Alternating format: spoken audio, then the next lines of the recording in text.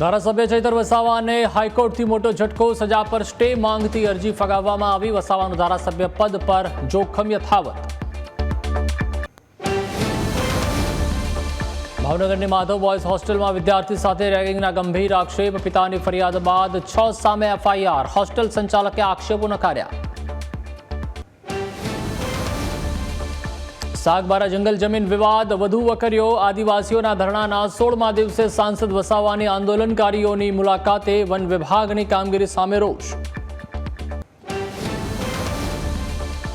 ઊંઝામાં જ્વેલર્સની દુકાનમાંથી ₹3 લાખના સોનાના દાગીનાની ચોરી. ખરીદીના બહાને આવેલા શખ્સે 46 નંગ સોનાની કાનની કડી ચોરી.